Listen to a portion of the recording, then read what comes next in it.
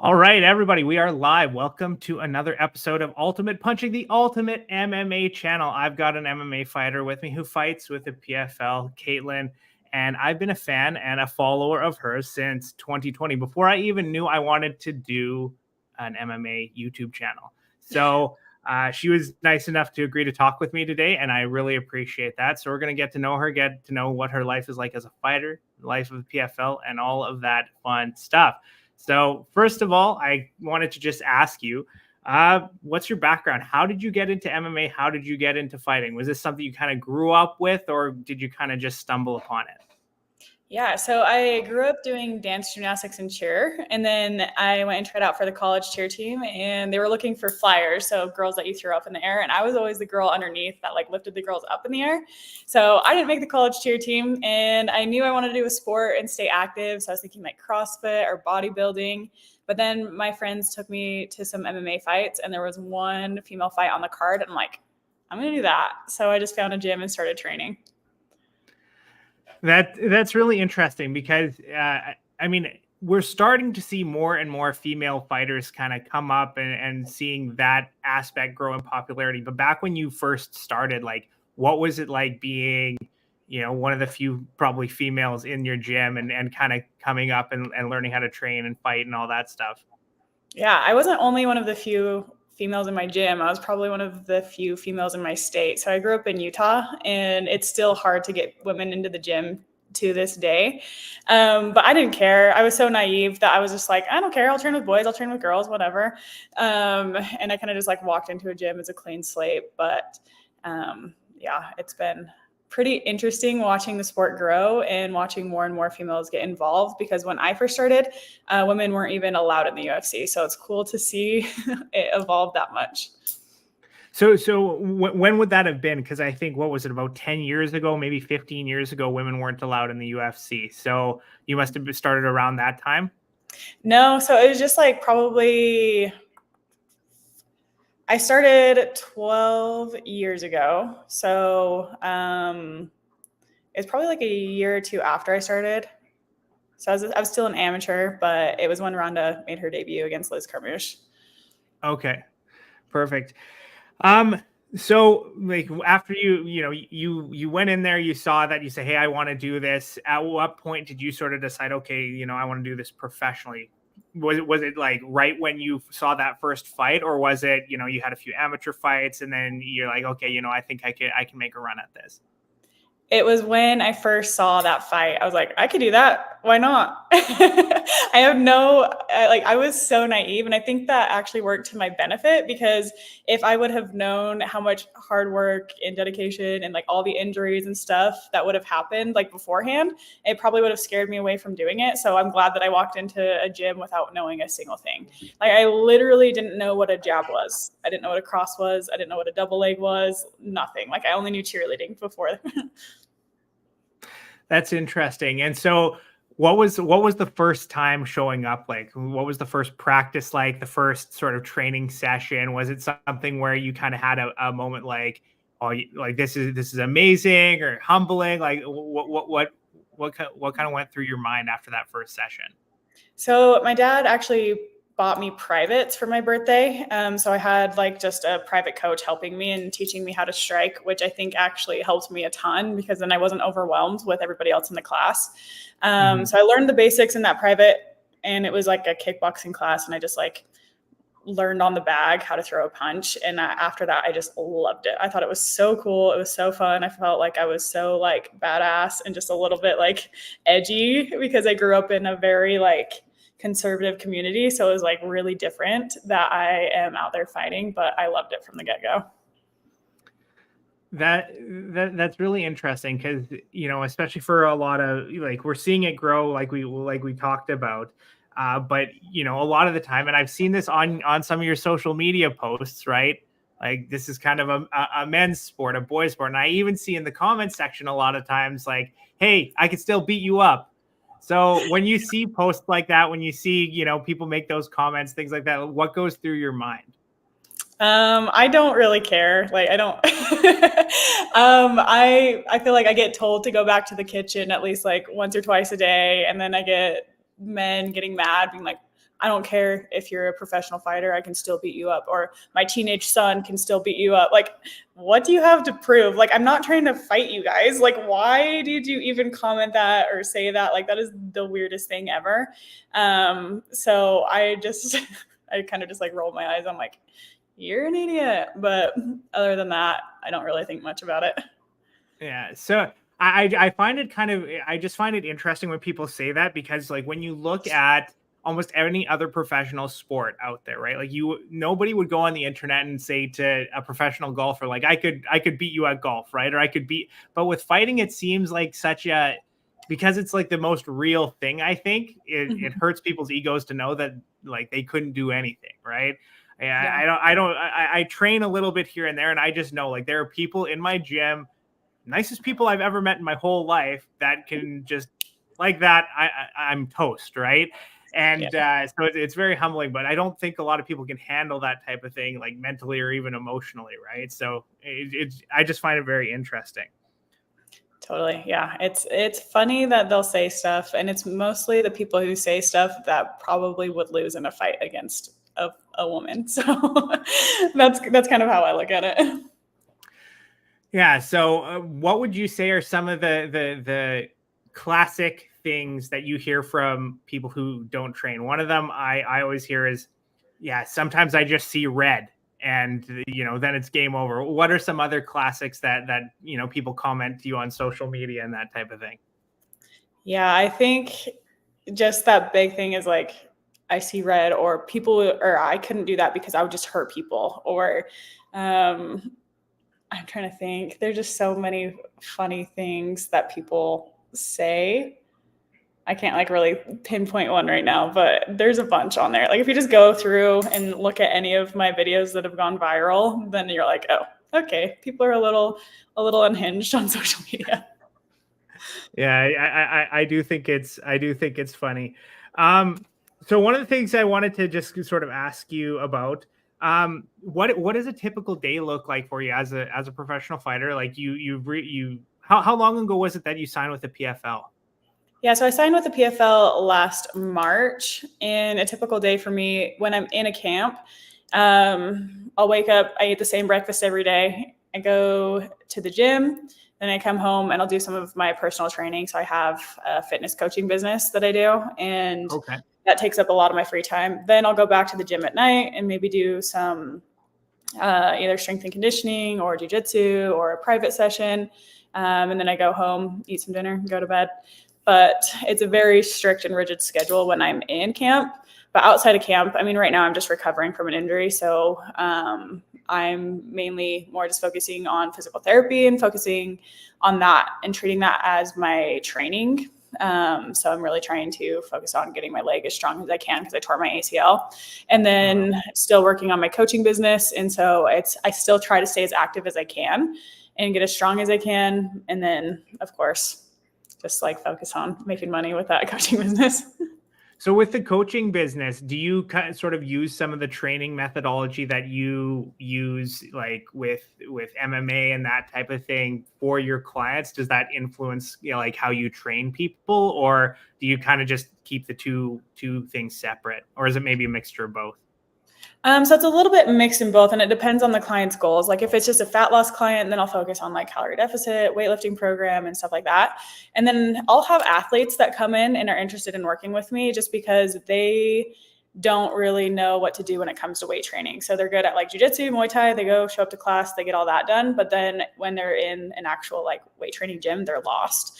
And so I've put together programs for athletes too.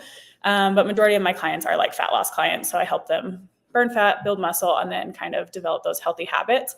But I do think it has helped a ton being a professional fighter and cutting weight so many times, because I'm constantly reminded how hard it is to achieve that goal and like what your mindset needs to be in a calorie deficit or to achieve a body weight goal and stuff like that. So I definitely can relate to a lot of my clients, and I know how to do it to a T. So I can definitely help them do that. So I think it's definitely benefited me in that way, and it's been pretty awesome. That's really interesting. I definitely see how that can really help.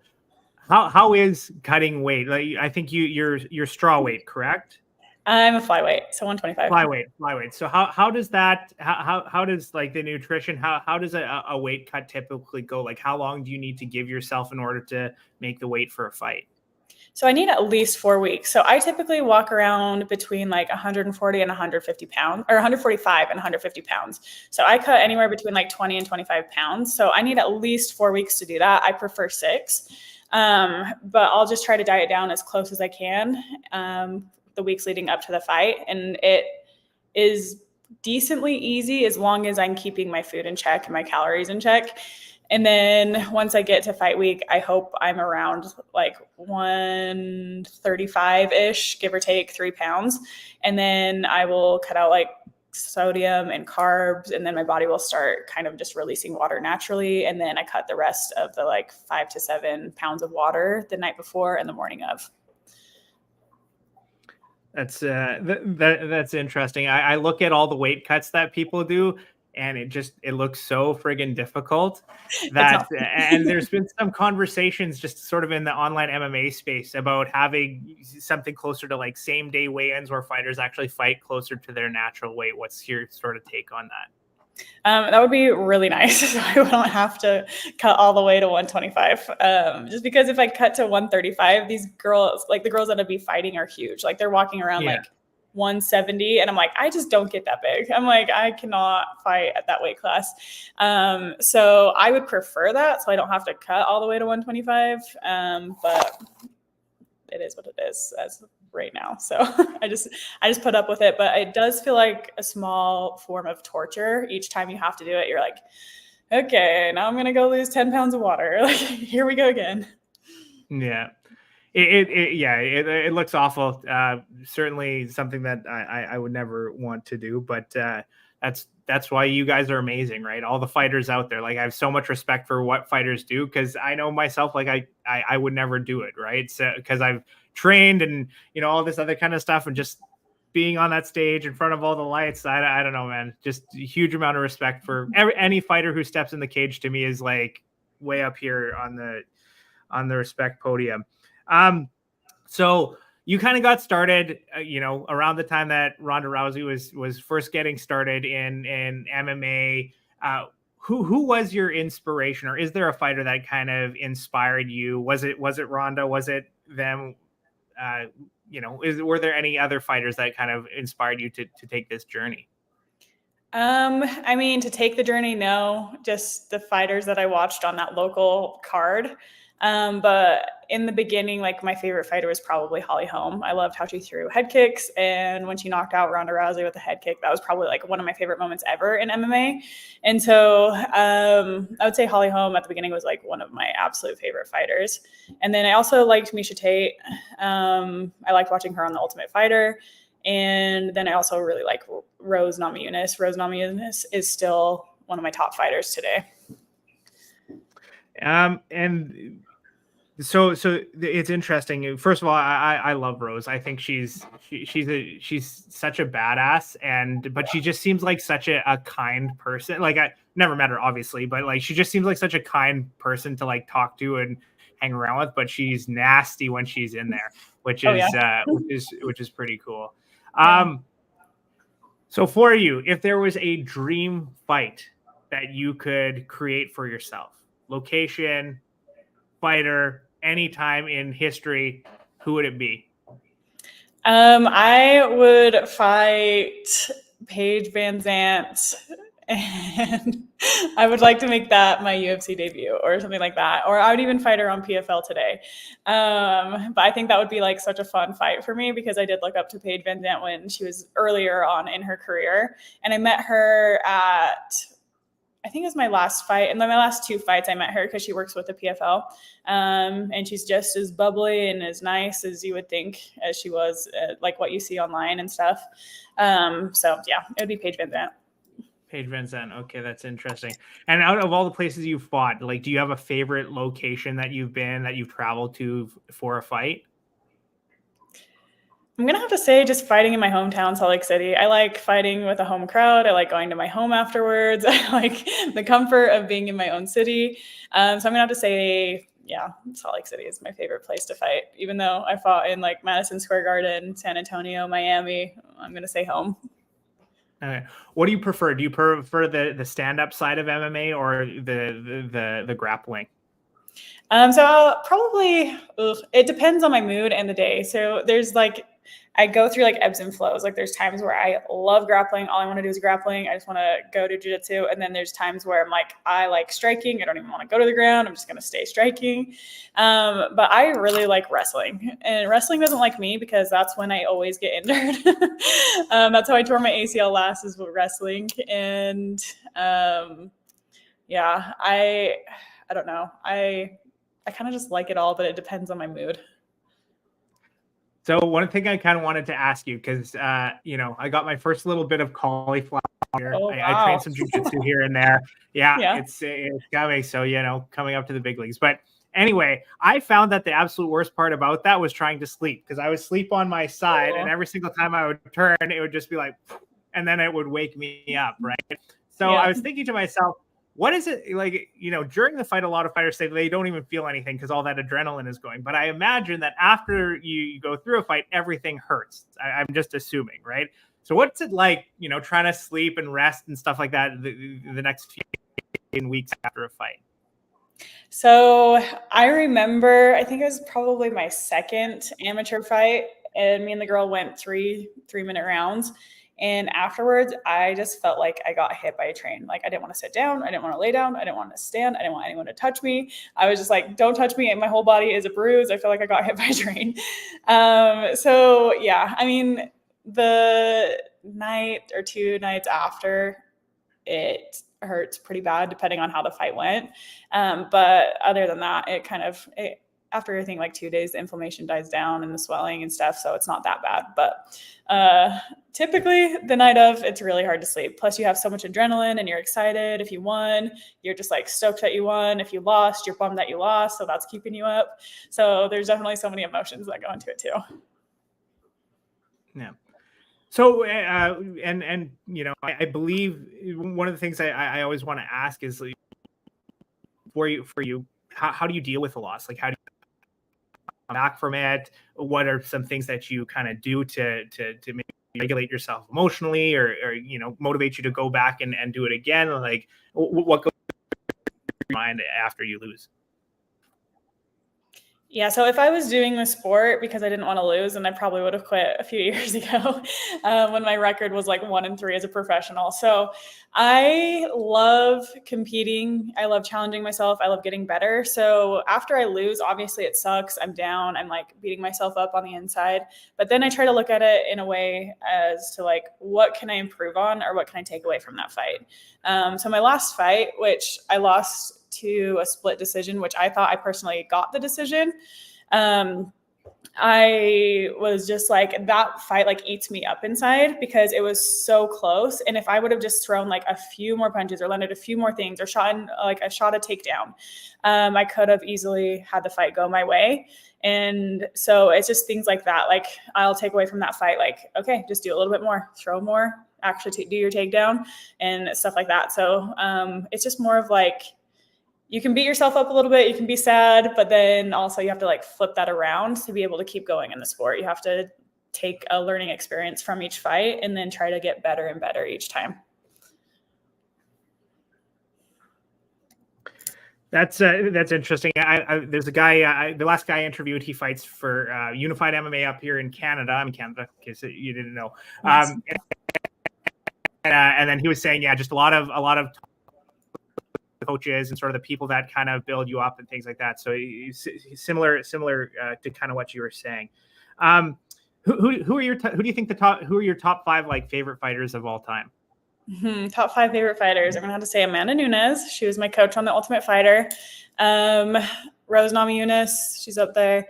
And then I like Conor McGregor just because of the attention and eyes that he brings on the sport, and he just makes things fun, So that's why I like him.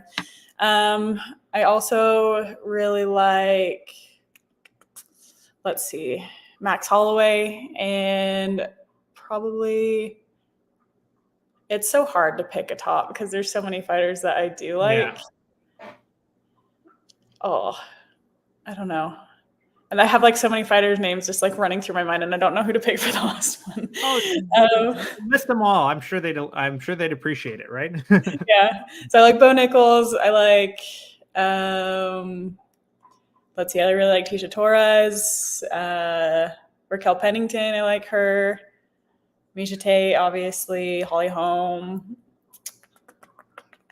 Yeah, I'm just gonna stop there. Okay, sounds good. How is it fighting for the PFL? I'm trying to tune into them a little bit more. The first time I tried to tune into PFL, they didn't have anything available up in Canada, but now they do. Oh, They dang it. fixed it based on my complaints, so I appreciate that. Good. But how is it fighting for them? They're a really great promotion to fight for. Like they really care about their fighters, which I really can appreciate. They've always treated me with respect. I like all the employees there. The employees are actually like really cool people. And so every time I see them, they're like, Kaytlin, what's up? And like we'll chat about stuff. And then they like actually pay me well, which is so nice being a fighter.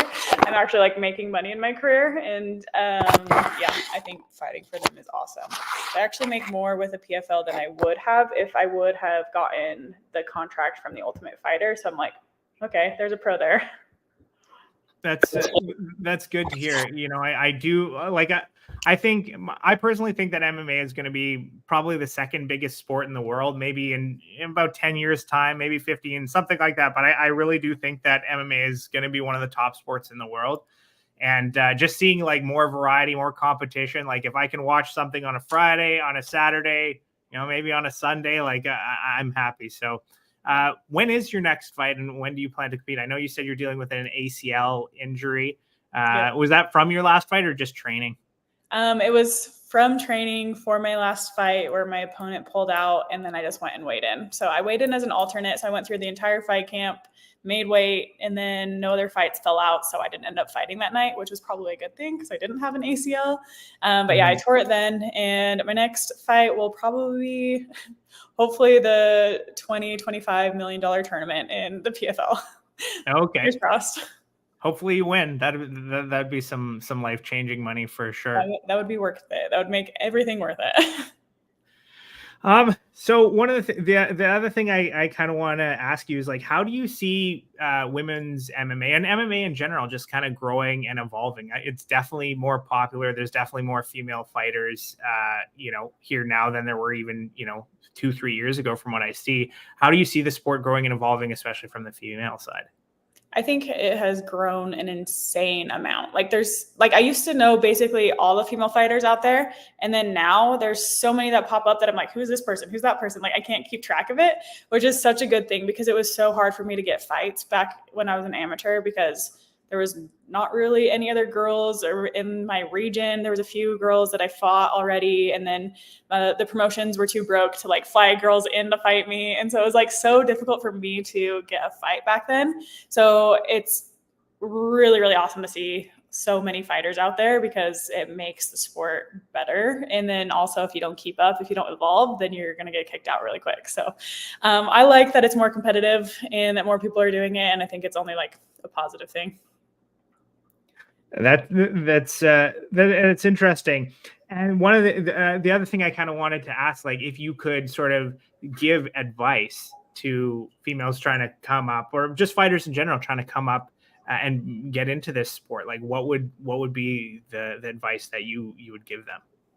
So my advice for fighters in the sport would be to just keep showing up. You're going to have the highest of highs, the lowest of lows.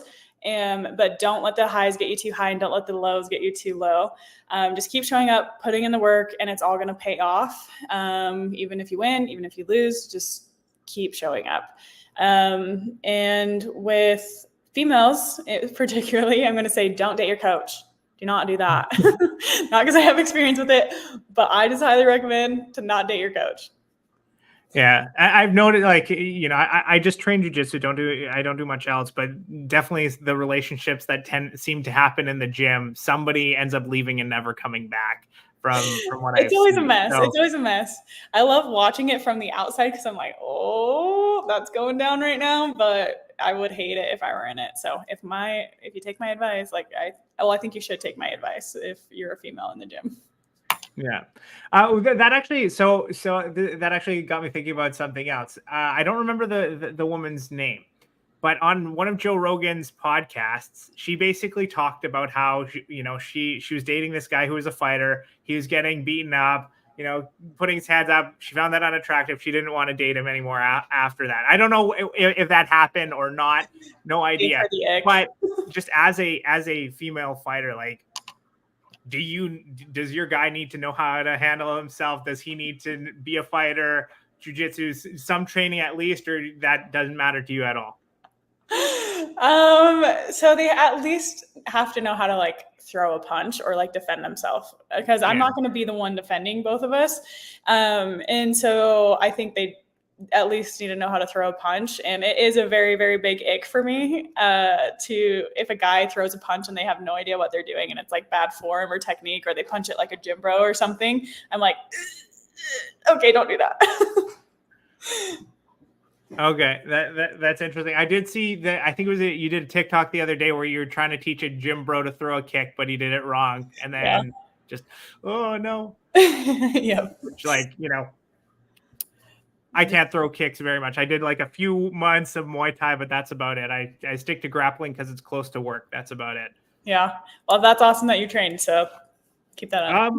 Yeah. So, I mean, we're just about at the end of the half hour here. First of all, I really appreciate your time.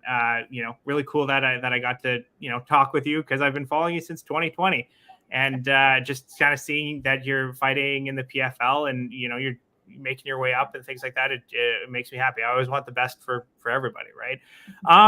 The last sort of thing I just wanted to ask you a little bit about is, when your career is kind of all said and done from fighting, like, is there any type of legacy that you want people to look back and think of, like, okay, this is what Kaytlin did when she was fighting, and we want to emulate that?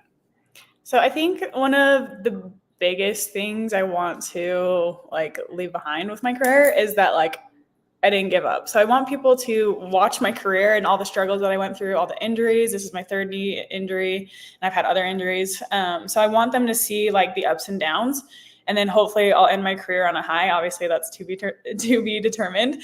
But I want them to see that it's not perfect, it's not easy. But if you push through those, you keep showing up, you keep working hard, you keep believing yourself, that you can achieve your dreams and what you're wanting to achieve. So that would be my main goal.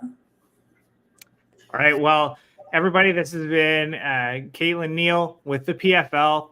Huge fan. Thank you so much for showing up and doing this interview with me. And anything else you want to put out there? Anything we can plug? I mean, my channel's not huge, but it will be one day. I promise you that. So you can be one of the first few people to say, hey, I was on that before it was cool. So, all right. Yeah.